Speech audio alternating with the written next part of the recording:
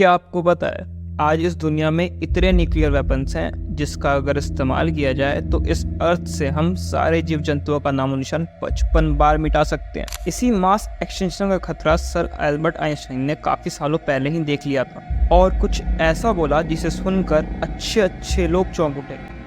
I know not with what weapons World War III will be fought, but World War IV will be fought with sticks and stones.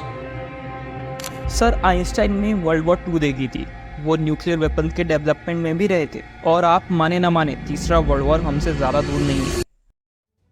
That the U.S. will now allow Ukraine to use American munitions to carry out strikes inside Russia.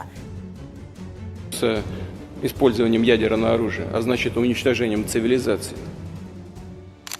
जैसे कि जो तनाव बना हुआ है Iran और Israel के बीच, जो वॉर चांसेस बने हुए हैं चाइना और ताइवान के बीच, साउथ कोरिया और नॉर्थ कोरिया का न्यूक्लियर टेंशन, या फिर जो वायलेंस और इंस्टेबिलिटी हुई है अफ्रीका के शहर रीजन पे, ये सारे तनाव, ये सारे टेंशन आगे जाके कभी भी एक वॉर का रूप ले सकते हैं, जिनकी प्राइम एग्जांपल्स हम आज के समय में रशिया और यूक्रेन का वॉर देख सकते हैं, या फिर इजराइल और पैलेस्टीन का वॉर, जिसमें एक बात तो साफ है कि दोनों देशों के बीच तनाव काफी समय से बना हुआ था, जिसने आगे जाकर एक वॉर का रूप ले लिया।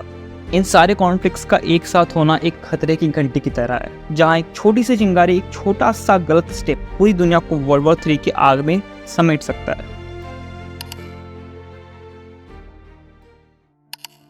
अगर गलती से भी वर्ल्ड वॉर 3 ट्रिगर हो जाता है तो इंसानी प्रजाति का खात्मा तो निश्चित है।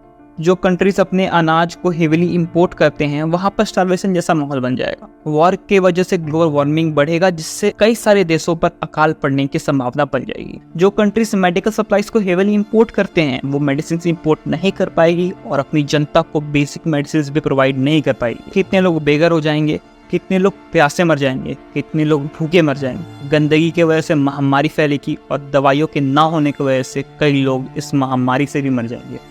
पर ये सारी चीजें इंडिया को कैसे अफेक्ट करेगी और हम पर इसका क्या इम्पैक्ट पड़ेगा, आइए देखते हैं।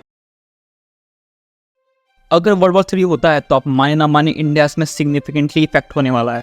इंडिया अपने बॉर्डर्स तो ऐसे नेबर्स के साथ शेयर करता है जिनके पास न्यूक्लियर वेपन्स है, और हमारी किस्मत इतनी खराब है कि हमारे रिश्ते दोनों के साथ ही ठीक नहीं है, जबकि उन दोनों देशों की आपस में खूब बनती है। ऐसे में इंडिया उनके लिए कबाब में हड्डी जैसा है, जिसे निकालने की वो पूरी कोशिश करेंगे वर्ल्ड वॉर 3 की आड़ में। दो देशों से एक साथ कॉन्फ्लिक्ट में आ जाने की वजह से काफ़ी सोल्जर्स और सिविलियंस की जान जाएगी। वर्ल्ड वॉर 3 से इंडिया का ट्रेड पर भी काफ़ी ज़्यादा इम्पैक्ट पड़ेगा, जिसकी वजह से इंडिया जो अपनी बेसिक कमोडिटीज़ और सप्लाईज को इम्पोर्ट करता है वो इम्पोर्ट भी नहीं कर पाएगा। इंडिया एक मेजर एक्सपोर्टर है फूड का, पर वॉर की वजह से वो फूड को एक्सपोर्ट भी नहीं कर पाएगा और बेसिक फूड सप्लाईज को इम्पोर्ट भी नहीं कर पाएगा। न्यू क्रॉप्स उतने ही क्वांटिटी में नहीं उगने की वजह से इंडिया के फूड प्राइसेस भी स्काई रॉकेट कर जाएंगे, और अगर ऐसे में अगर अकाल पड़ गया तो इंडिया में स्टारवेशन जैसी स्थिति हो जाएगी। लोग एक वक्त का खाना तक नहीं खरीद पाएंगे, सिविलियंस को जबरदस्ती वॉर का पार्ट बनना होगा और हाई चांसेस है कि उन सभी की मौत पक्की है। ये सिर्फ इंडिया के लिए लागू नहीं है, ये लगभग सारे देशों में होने वाला है। इसे होने से आखिर रोके कैसे?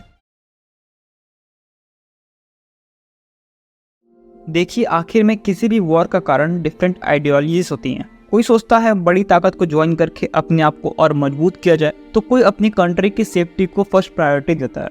अगर इस विशाल बर्बादी को रोकना है तो वर्ल्ड लीडर्स को डिप्लोमेसी की राह पर चलना होगा। देशों के बीच में बातचीत होनी चाहिए और सबसे ज़्यादा ज़रूरी है न्यूक्लियर वेपन्स का सफाया, उनका पूरी तरह से खात्मा। जब तक ये नहीं होता तब तक दुनिया पर यह तबाही का खतरा मंडराता रहेगा। हम सभी इसमें योगदान दे सकते हैं। हम सभी अपने सोशल मीडिया पर पीस का मैसेज फैला सकते हैं और हम ये उम्मीद कर सकते हैं कि हमारा फ्यूचर वर्ल्ड वॉर 3 से बचा हुआ हो। खैर, मैं प्रत्युष श्रीवास्तव मांगता हूँ आपसे इजाज़त और मिलते हैं एक नेक्स्ट वीडियो में। तब तक के लिए पीस।